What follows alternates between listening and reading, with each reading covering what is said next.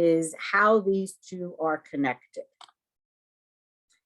So meta communication is communication about communication. Oh, I know, confusing, but it's really all about how the message is sent, what language you use. And we sometimes confuse too informal language and use it in a formal or a workplace environment where it's only suited for one home environment or your kitchen table. So we do need to investigate how the message is being transmitted to others. And we do start with understanding how language is used to our best advantage. Many of us in our everyday life use cliches that maybe only a certain amount of people know or a certain geographic location might understand. We fill in our silences or our thought processes with like and too many likes. And before you say anything, it's like, and we haven't said anything. So we need to keep that more in an informal venue rather than where this course is guiding you to a more, which is the last chapter, the workplace environment. We also don't want to give unintended or unintentional information that goes against what we're saying verbally. So we want our eye contact appropriate. We don't want to be talking to our friend or our coworker and our language is talking and our heads are down on our cell phones typing away. So our nonverbal communication is quite important. And again, we have a separate chapter on that. So one thing that is the strongest point of this chapter is that communication is irreversible. So once it's out there, it's out there. So think of how many times you said, shut up, you're just stupid. It doesn't go away. It's irreversible. Our computer got a set and it's in there. So no matter how many times you say, I'm sorry, oh, forget what I said, forgive me. Yeah, it makes you feel better that you said it. Maybe the other person, but they still heard it. You can't unhear something. And the fact that it is dynamic in that you may remember it later on in another situation. So that's a problem as well when we hold on to things and then it comes back to us. And then if you have another argument, you throw this information out at them. Meanwhile, it happened 2 to 3 months ago. So there are some principles. We want to make sure that we are aware that there is another human being that we're dealing with.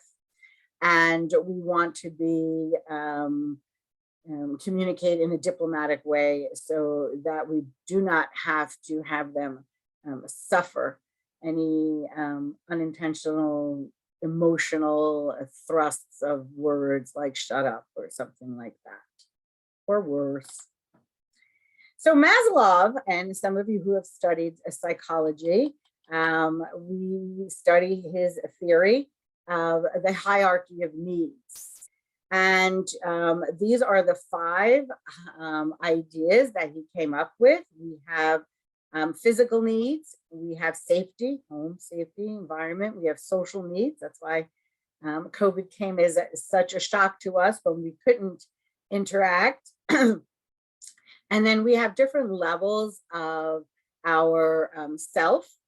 And then our self-actualization is how do I improve how I am acting in this situation or that situation. And so it's observing our own behavior.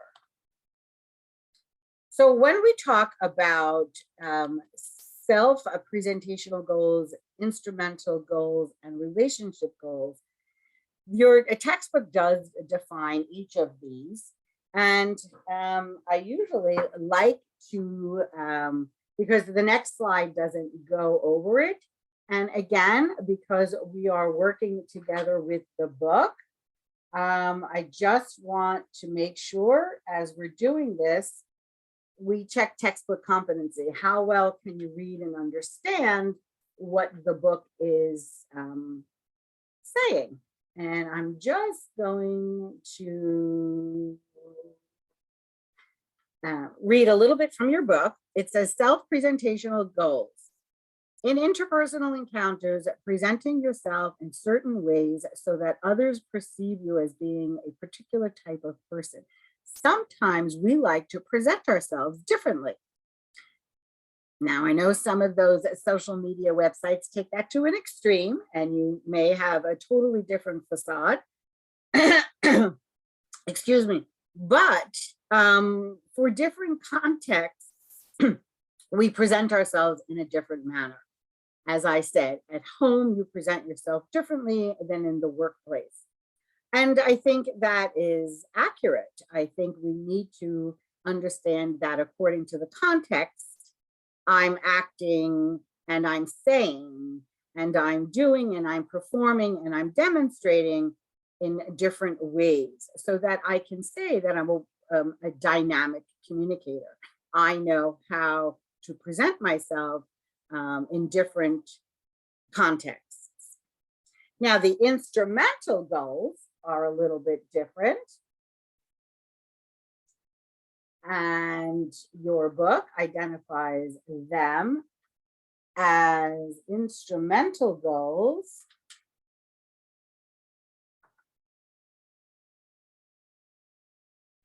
It always takes me a while to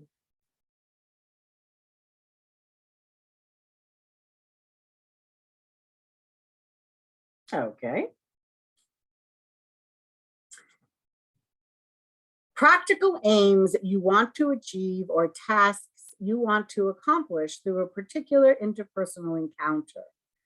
So you're thinking ahead of time.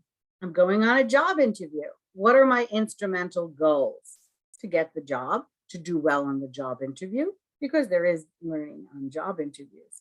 So we have certain paths or guidelines that we follow for instrumental. Practical aims. So we know that we're going to be answering questions. So we want to prepare as best we can answers to those questions. And it's so easy. We look up online. We say for new college graduates, typical questions you're going to be asked in a job interview. And there you have it, the first one. Tell me a little bit about yourself. So there's your instrumental goal. You're preparing so that it's not something that you're going to say, tell me a little bit about yourself. You're going to include your education, your interest in the job, and those are practical. Different from relationship goals and your book. Where's my relationship goals? Goals of building, maintaining, or terminating relationships with others through interpersonal communication. So relationship goals, whether it's friend-friend, sometimes we may need to pare down on friends if they are not meeting our needs at that time. People change. Okay, so you may have had a best friend in high school, but when you went off to college, people change, you have different interests. We usually build friendships on similarities, but maybe it didn't. That's just an example.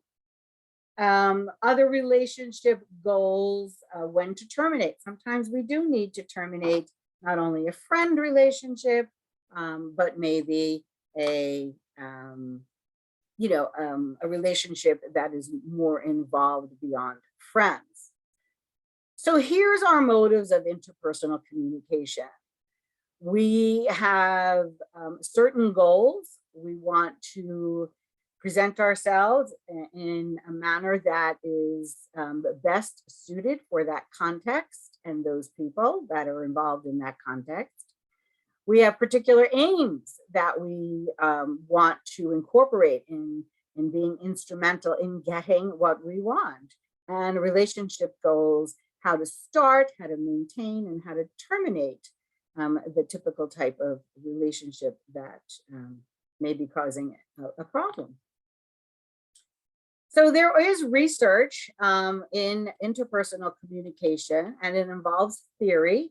So this course is based on 10 theories, and in each of the chapters, you will be studying one or two of these theories that we base our understanding of why a particular phenomenon exists.